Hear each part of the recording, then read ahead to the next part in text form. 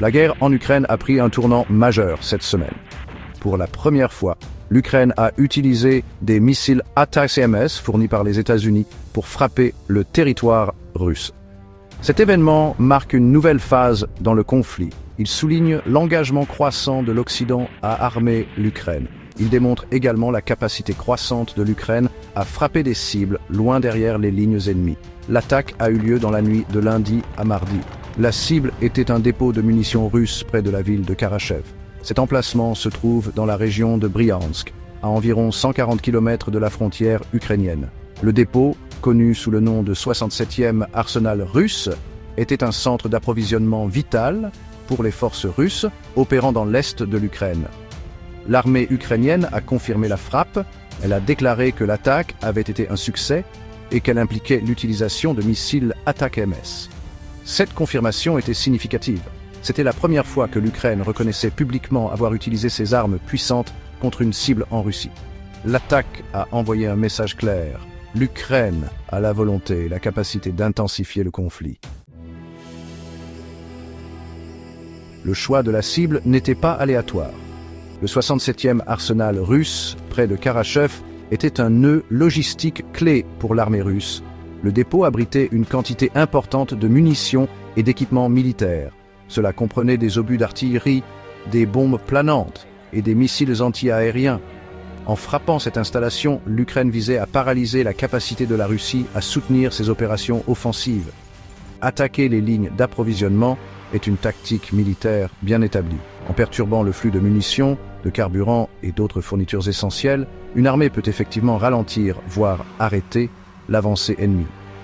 Dans le contexte de la guerre en Ukraine, cette stratégie est particulièrement cruciale. La Russie dispose d'un avantage numérique important en termes d'artillerie et de munitions. En ciblant ses ressources, l'Ukraine peut égaliser les chances.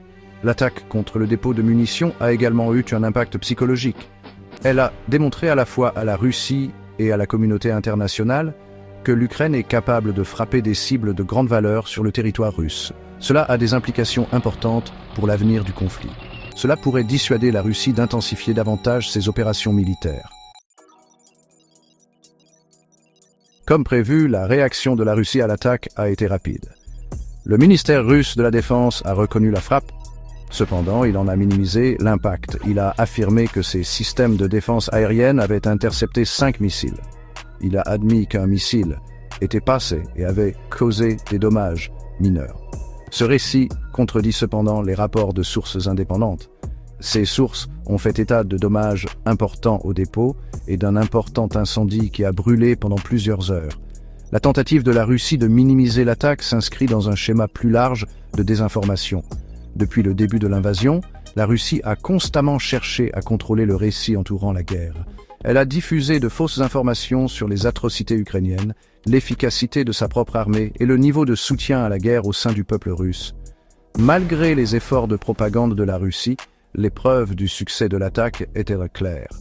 Des images satellites ont montré des dommages importants au dépôt de munitions. Des témoignages de la région ont décrit une explosion massive et un incendie qui a fait rage pendant des heures. L'armée ukrainienne, encouragée par son succès, s'est engagée à continuer de cibler les infrastructures militaires russes. L'attaque ukrainienne contre le dépôt de munitions russe a de profondes implications pour la guerre. Premièrement, elle démontre la capacité croissante de l'Ukraine à frapper profondément à l'intérieur du territoire russe. Cette nouvelle capacité modifie considérablement l'équilibre militaire. Elle pourrait forcer la Russie à repenser sa stratégie. Deuxièmement, l'attaque met en évidence la volonté croissante de l'Occident de fournir à l'Ukraine des armes de pointe. La décision des États-Unis de fournir des missiles ATACMS a marqué un tournant. Elle a signalé un passage à une approche plus agressive dans le soutien à la défense de l'Ukraine. Enfin, l'attaque souligne les enjeux importants du conflit. L'invasion de l'Ukraine par la Russie a déstabilisé toute la région. Elle a fait craindre une guerre européenne plus large. L'utilisation de missiles à longue portée par les deux camps augmente le risque d'escalade. L'attaque contre le dépôt de munitions nous rappelle que la guerre en Ukraine est loin d'être terminée. Les mois à venir seront cruciaux pour déterminer l'issue du conflit.